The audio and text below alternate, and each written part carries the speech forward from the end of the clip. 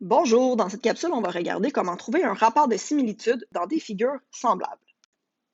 Donc, on y va avec un premier exemple. On nous dit, voici des figures semblables. Trouve le rapport de similitude entre les paires de figures semblables. Donc, ici, j'ai deux figures, deux rectangles. On nous dit qu'ils sont semblables. Ça veut donc dire que je peux trouver un rapport de similitude qui va me permettre de passer des mesures de la première figure à la deuxième. Donc, pour éviter de me mélanger, moi, j'aime bien ça mettre initial et image dans les deux figures qui m'intéressent. Et là, en fait, contrairement à l'homothétie, ici, les côtés homologues ne sont pas nécessairement dans le même sens. Donc, c'est vraiment important d'analyser la situation et d'y aller un côté à la fois. Donc, par exemple, dans le premier rectangle, j'ai une mesure de 7, puis 7, c'est le plus grand côté de mon rectangle. Donc, par la suite, ce que je vais faire, c'est que je vais aller regarder mon deuxième rectangle, puis je vais aller trouver la plus grande valeur aussi, qui est 8 dans ce cas-ci. Par la suite, je vais aller chercher le 5,25, qui est la plus petite mesure du premier rectangle, et ça va être associé au 6 du deuxième, parce que les deux plus petites mesures vont aller ensemble. Donc, par la suite, on se souviendra que quand je cherche le rapport de similitude ou d'homothétie, je cherche à trouver le facteur multiplicatif. Donc, pour revenir à ma valeur de départ, je vais aller faire la mesure de la figure image divisée par la mesure de la figure initiale. Là, c'est à vous de choisir. Soit vous prenez les plus grandes données ou les plus petites, mais il faut prendre les deux qui sont associés. Donc ici, je pourrais faire, par exemple, 8 sur 7. Et 8 sur 7, si j'essaie de le calculer pour le mettre en nombre décimal, malheureusement, ça donne un nombre qu'il faudrait arrondir. Et dans les rapports, on ne peut vraiment pas arrondir, sinon on manque de précision. Donc ici, ça va être vraiment important de laisser le rapport sous forme de fraction.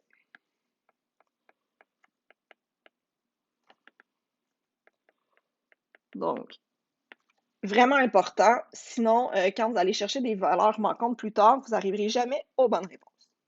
J'aurais pu faire la même chose avec les valeurs qui sont en vert. J'aurais fait à ce moment-là 6 sur 5,25.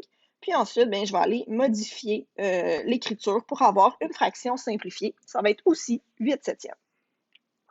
Donc ici, pour passer de ma figure initiale à ma figure image, je vais multiplier par 8 septièmes chacune des valeurs.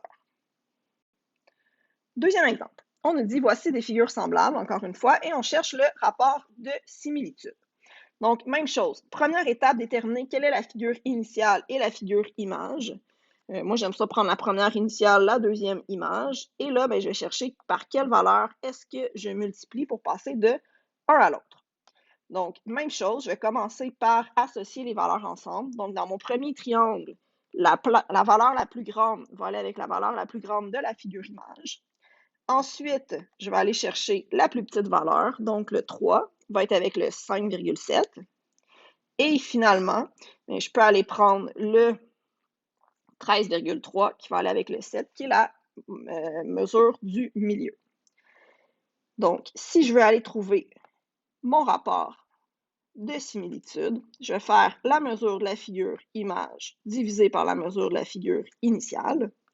C'est à vous de choisir quelle valeur vous voulez utiliser.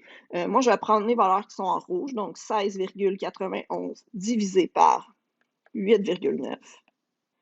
Et si je fais le calcul, ici, j'obtiens 1,9, qui est un nombre décimal fini. Donc, je peux laisser mon rapport sous forme de nombre décimal ou je pourrais le mettre sous la forme de fraction. À ce moment-là, ce serait 19 dixièmes. Et le rapport, ce qui signifie, c'est qu'à partir de ma figure initiale, si je multiplie toutes ces valeurs par 1,9, je vais obtenir mon triangle image, qui est en réalité 1,9 fois plus grand que la figure initiale. Ça va fonctionner pour le 3, pour le 8,9 et pour le 7. Et je peux toujours me poser la question de savoir, est-ce que c'est logique ce que j'ai trouvé? Bien, ici, comme ma figure image elle est plus grande que ma figure initiale, on peut conclure que notre réponse est logique. Donc, en résumé, si vous voulez trouver un rapport de similitude, c'est important de commencer par bien identifier la figure initiale et la figure image, de trouver une paire de côtés homologues dont on connaît les informations, puis ensuite de calculer votre rapport de similitude, qui va toujours se faire de la même façon. Donc, je vais pouvoir trouver mon rapport en prenant une mesure de la figure image divisée par la mesure de la figure initiale. Merci!